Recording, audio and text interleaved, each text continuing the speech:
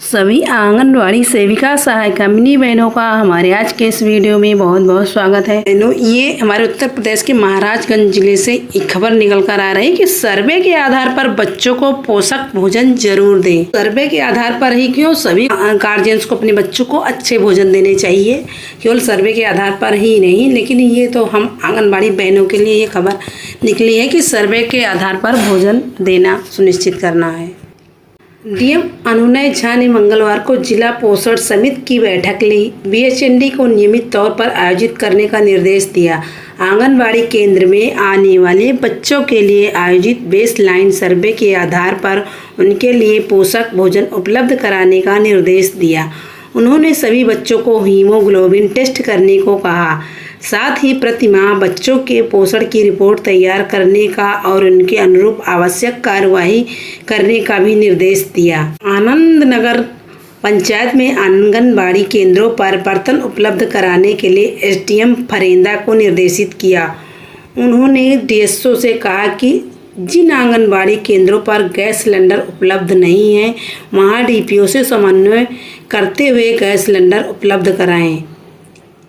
Cylinder की बात से याद आया कि अभी कहीं पर भी आंगनबाड़ी सेंटरों को गैस सिलेंडर क्या कुछ भी उपलब्ध नहीं कराया गया। गैस सिलेंडर तो दूर की बात है। हमारे माननीय मुख्यमंत्री जी फरवरी में ही आकर उद्घाटन किए थे, तो तब तक बहनें किस पर बनाई हैं इसका भी तो जानकारी लीजिए कि बहनों ने कैसे बनाया, अपने पास से व्यवस्था की, कैसे मैनेज किया। वो पैसे अपने लग से लगाई। खाना तो बना है जहाँ जहाँ उन लोगों को तो दिक्कत है भैया, खाना तो बना है लगभग सभी जगह, तो बहनों ने कैसे मैनेज किया इसकी कोई खबर नहीं लेगा। अपने लग से कर लो तो कोई उसको देखने के लिए तैयार नहीं कि बहनों ने कैसे मैनेज किया।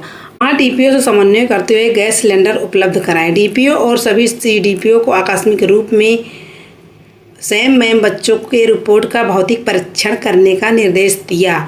साथ ही आंगनबाड़ी केंद्रों पर शिक्षा और पोषण में नवाचार करते हुए बच्चों के स्वास्थ्य और शिक्षा में गुणात्मक सुधार का निर्देश दिया। उन्होंने कहा कि आंगनबाड़ी केंद्रों को मॉडल लर्निंग सेंटर के रूप में विकसित करें। पहले सेंटर बनवा लर्निंग सेंटर के रूप में बाद में विकसित कीजिए।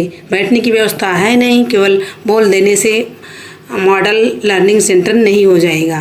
बैठक में CDO Anuj Jain, DC MNREGA Karunakar Adeep, DC NRLM BV Singh, DPO Durgesh Kumar सहित अन्य संबंधित अधिकारी उपस्थित रहे। देखिए और क्या किया जा रहा है बहनों के लिए। कहीं देखिए एक तरफ बहनों को प्रशिक्षण दे रहे हैं कि बच्चों को अच्छी से अच्छी पढ़ाई शिक्षा आंगनबाड़ी वर्कर दें, दूसरी तरफ एजुकेटर की भर्ती निकालने की प्रक्रिया अपना रहे हैं। सरकार की मंशाएं क्या है ये तो कोई समझ नहीं पा रहा है, लेकिन हाँ भ्रमित जरूर कर रहे हैं बहनों को। ये खबर देखिए कहाँ से निकल कर आ रही है। आंगनबाड़ी कार्यकर्ताओं को दिया गया प्रशिक्षण, ये हमारे यूपी के गोंडा जिले से निकली है। आंगनबाड़ी कार्यकर्ताओं के 2 दिवसीय प्रशिक्षण कार्यक्रम दीनदयाल शोध संस्थान के लाल बहादुर शास्त्री कृषि विज्ञान केंद्र गोपाल ग्राम के सभागार में प्रशिक्षण कार्यक्रम का आयोजन आरंभ किया गया।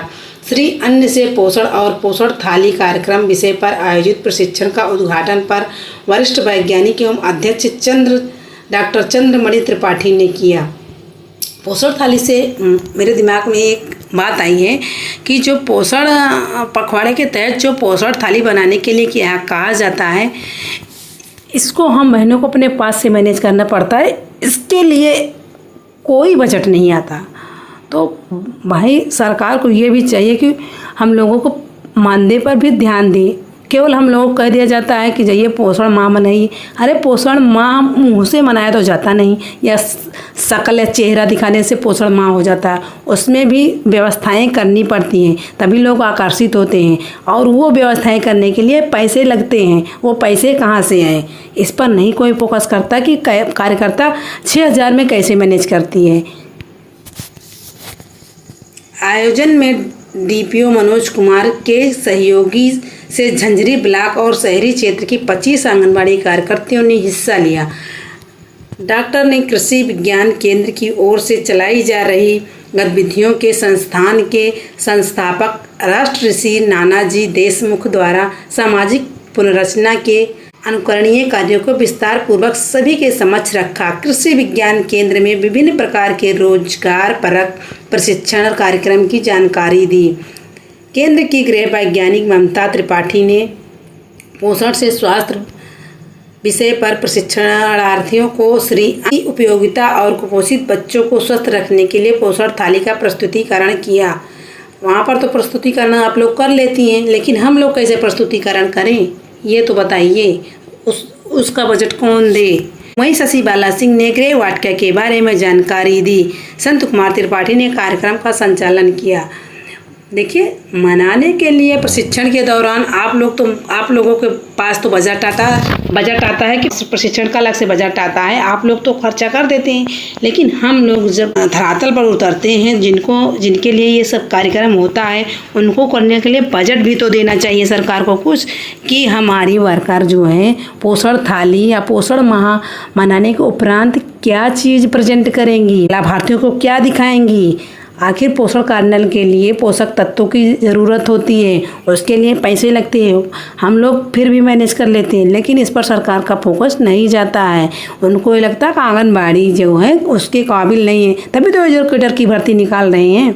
अरे भैया, जब हम इतने दिनों से पढ़ा रहे हैं बच्चों को, पहले हमारे बच्चों को जहाँ अच्छे से जब जो प्री प्राइमरी के अंडर में आती लोकेटेड आंगनबाड़ी केंद्र है, पहले उन पर आकर एक बार आप चेक तो कीजिए कि बच्चों को जो व्यवस्थाएं आप दी हैं उस व्यवस्था के अनुरूप पढ़ाई करवाई जा रही है कि नहीं, तब आप आगे बढ़िए। अगर वीडियो आप लोगों को पसंद आया, हमारी बातें आप लोगों को अच्छी लगी तो प्लीज़ कमेंट कीजिएगा कि हम सही कह रहे हैं या गलत करें। अपने अपने विचार कमेंट बॉक्स में ज़रूर दीजिए। और वीडियो देखने के आप लोगों को बहुत बहुत धन्यवाद।